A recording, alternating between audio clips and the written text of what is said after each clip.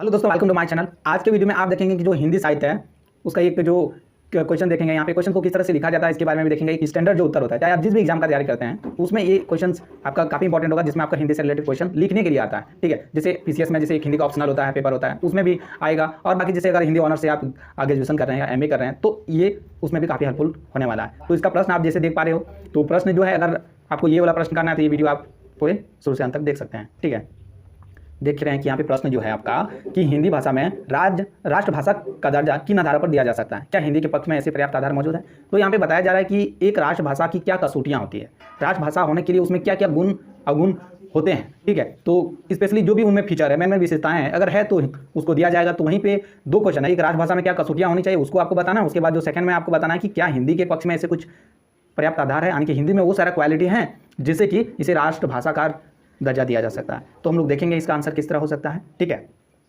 यहाँ पे एक आपका मॉडल आंसर दिया जा रहा है। आप जैसे भी हो आप इस तरह का भी लिख सकते हो, बाकी इसमें जो भी आपको अच्छा और भी लगे तो उसमें भी आप ऐड करके लिख सकते हैं। ठीक है, जैसे इसका उत्तर लिखते हुए कि किसी भाषा के राष्ट्र भाषा होने की निम्नलिखित कसौटियाँ मानी जाती हैं, यानी कि जो भी उसमें कसौटियाँ हैं, कसौटियाँ मतलब उसमें जो भी क्वालिटी होनी चाहिए, गुण होनी चाहिए, वो सारी चीज़ें आपको यहाँ पे एक एक करके पॉइंट वाइज बताया गया है। तो पहला नंबर तो आप पॉइंट में देख रहे हो कि वह भाषा देश के अधिकतम यानी कि सारे व्यक्तियों द्वारा बोली जानी चाहिए। पहला नंबर तो ये चीज़ होनी चाहिए, क्योंकि अगर अधिक से अधिक जनसंख्या नहीं बोलेगी लगभग अगर, तो उसको राजभाषा कैसे घोषित किया जा सकता। तो पहला इसकी कसौटी ये हो गया।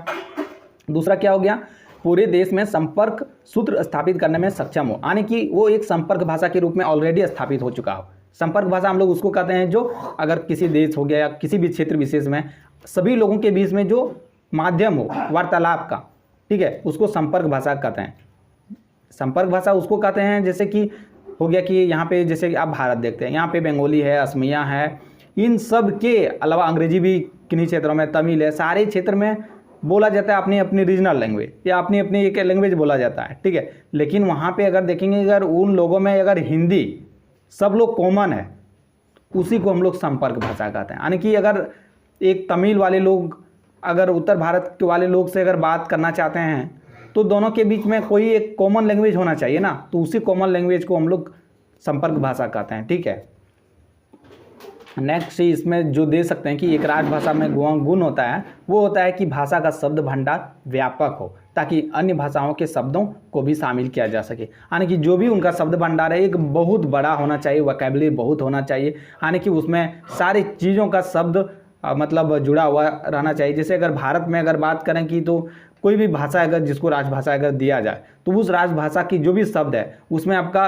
रीजनल लैंग्वेज के भी शब्द जुड़े हुए रहने चाहिए। ठीक है, और नेक्स्ट इसका पॉइंट में आप देख सकते हैं कि भाषा का व्याकरण सरल सुपरिभाषित होनी चाहिए ताकि अन्य हिस्सों के निवासी सहित विदेशी इच्छुक भी इसे सीख सके। तो जो भी व्याकरण होता है उस भाषा का वो सरल होना चाहिए। ठीक है, अब जो इसका नेक्स्ट आप देखेंगे कि राष्ट्रभाषा का नेक्स्ट जो कसौटी आप देंगे उसमें आप ये लिखेंगे कि भाषा की ध्वनि संरचना व्यापक व लचीली होनी चाहिए, जिससे यह अधिकतर भाषाओं के शब्दों ध्वनियों को शुद्ध में मतलब खुद में समाहित करने में सक्षम हो।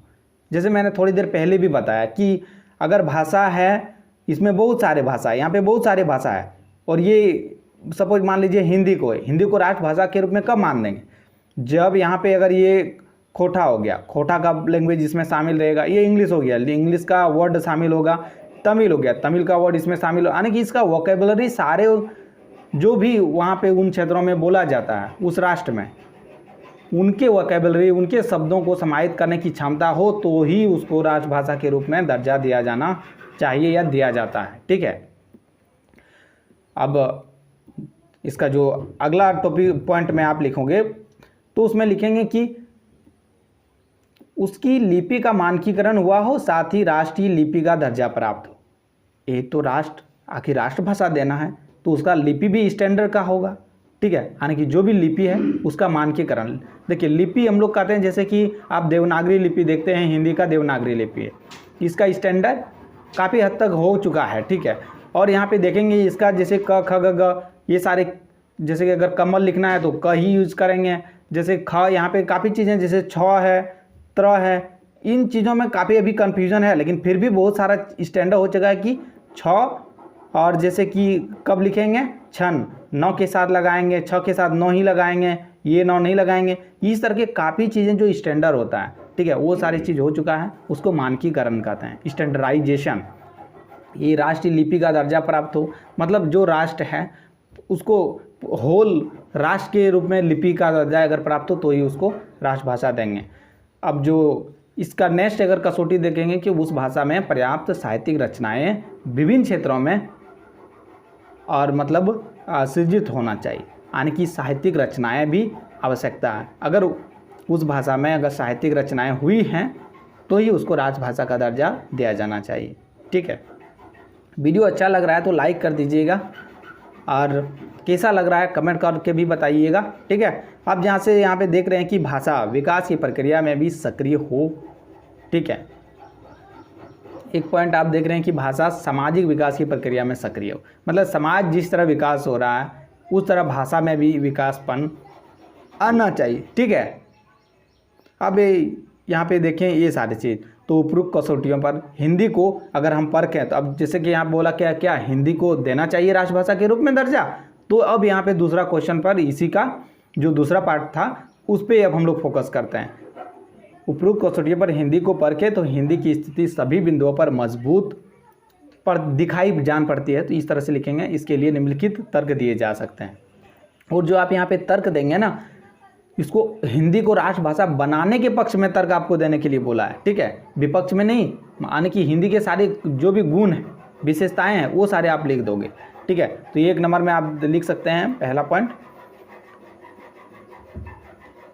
कि यहाँ पे जो हिंदी भारत में सर्वाधिक जनसंख्या द्वारा प्रयोग की जाने वाली भाषा है, यह लगभग देश की आधी राज्यों यानी कि 10 राज्यों से अधिक राज्यों जैसे हरियाणा, बिहार, उत्तर प्रदेश, दिल्ली, हिमाचल प्रदेश, मध्य प्रदेश, बिहार, झारखंड, छत्तीसगढ़ आदि की प्रथम भाषा यानी कि राजभाषा के रूप में यहाँ पे मान्यता प्राप्त। इसके अलावा तो राज्य के अन्य प्रदेशों में बोली ही जाती है।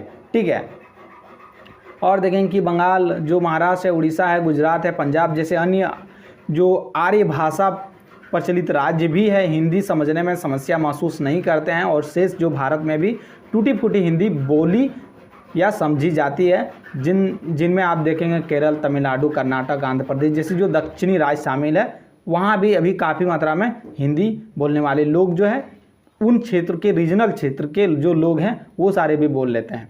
दूसरा पॉइंट में देखेंगे कि हिंदी आरंभ से ही देश की राजभाषा रही है, क्योंकि यह ऐसे स्थान पर बोली गई जो इतिहास में सामाजिक, राजनीतिक और आर्थिक परिवर्तनों का केंद्र बिंदु रहा। दक्षिण की ओर दक्कनी हिंदी प्रसारित हुई 20वीं शताब्दी में, यानी कि जो आप देखेंगे कि जो 1900 के बाद में जो ईस्वी आया उसके बाद जो हिंदी फिल्मों और हिंदी साहित्यिक उपलब्धियों, देवकीनंदन खन्नी जो है, देवकीनंदन खन्नी, उन्हें चंद्रकांता लिखा, चंद्रकांता संतति लिखा, इस और मैथिली शरण गुप्त जो है भारत भारती लिखे, और यहाँ पे देखेंगे कि जो हिंदी के प्रसार में महत्वपूर्ण योगदान दिया इन साहित्यों का भी, तो इस प्रकार ये संपर्क भाषा के रूप में विकसित हुई। ठीक है, तो मतलब इसमें सामर्थ्य है क्योंकि पर्याप्त साहित्य भी देख लिए। जैसे हम लोग जो भी कसौटी है ऊपर में देखें कि साहित्यिक सृजन होना चाहिए, तो यहाँ पे साहित्यिक सृजन तो हो रहा है। ठीक है, तो हिंदी का हम लोग दे ही सकते हैं। ठीक है, तो यहाँ पे नेक्स्ट पॉइंट में आप देखेंगे कि हिंदी को राजभाषा देंगे कि नहीं, तो यहाँ पे नेक्स्ट पॉइंट में आप देखो कि हिंदी में आपको ये गुण मिलता है क्या, देश के 2 बड़े सामाजिक आंदोलन, भक्ति आंदोलन तथा स्वतंत्रता आंदोलन भी हिंदी भाषा के दम पर ही सफल हुआ।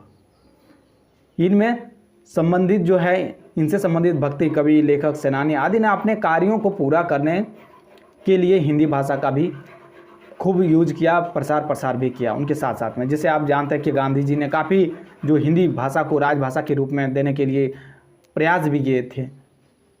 तो यहाँ पे देखेंगे कि जो कुछ जो है महाराष्ट्र वाला जो क्षेत्र है, वहाँ पे जो हिंदी की जो प्रचार प्रसार करने के लिए जो नामदेव है, तुकाराम है, उन्होंने काफ़ी महत्वपूर्ण भूमिका निभाई। बंगाल क्षेत्र में चैतन्य महाप्रभु, गुजरात क्षेत्र में नरसिंह मेहता जी का काफ़ी इनका जो है आप साहित्यिक रचनाएं देखने को मिलेगा आपने, और राजस्थान में क्षेत्र में मीराबाई, पंजाब क्षेत्र में गुरु नानक और अन्य जो भी गुरु थे वो सारे। ठीक है, और यहाँ पे आप देखेंगे कि जो स्वतंत्रता आंदोलन यहाँ पे दोनों तरफ दिया हुआ, एक भक्ति के दौरान, भक्ति आंदोलन के दौरान, और एक जो स्वतंत्रता आंदोलन के दौरान। ठीक है, स्वतंत्रता आंदोलन जो था उस समय देखेंगे कि महाराष्ट्र क्षेत्र में जो है सावरकर है, वीर सावरकर जी, जो तिलक जी हैं, कालेलकर जी हैं, और बंगाल क्षेत्र में जो सुभाष चंद्र बोस नेताजी हैं, केशव चंद्र सेन हैं, और गुजरात क्षेत्र में आप देखेंगे जो दयानंद सरस्वती जी हैं, गांधी जी हैं, पटेल जी हैं, ठीक है। और यहाँ देखिए पंजाब क्षेत्र में लाला लाजपत राय जी हैं, यशपाल जी हैं। यशपाल की आप काफ़ी कहानियाँ और जो है नॉवेल्स पढ़ चुके होंगे। दक्षिण भारत वाला क्षेत्र में चक्रवर्ती राजगोपालचारी जी जो थे वो उन्होंने काफ़ी मदद किया। सत्यनारायण जो थे उन्होंने भी काफ़ी मदद किया। तो इस तरह से देखेंगे कि जो हिंदी के विकास के लिए स्वतंत्रता आंदोलन के दौरान जो भी सेनानी थे, जो भी भाग ले रहे थे, उन्होंने हिंदी को काफ़ी प्रश्रय दिया, ठीक है। इस तरह से आपने यहाँ पे देखा कि हिंदी को किस तरह से आप यहाँ पे राजभाषा देना चाहिए या नहीं देना चाहिए, इसकी कसौटी क्या। तो आपका जिस तरह से अगर आपको लिखना हो आप लिख सकते हो। वीडियो कैसा लगा कमेंट बॉक्स में कमेंट करके बताइएगा। अच्छा लगा लाइक कर दीजिएगा, शेयर कर दीजिएगा। मिलते हैं नेक्स्ट वीडियो में। Thank you.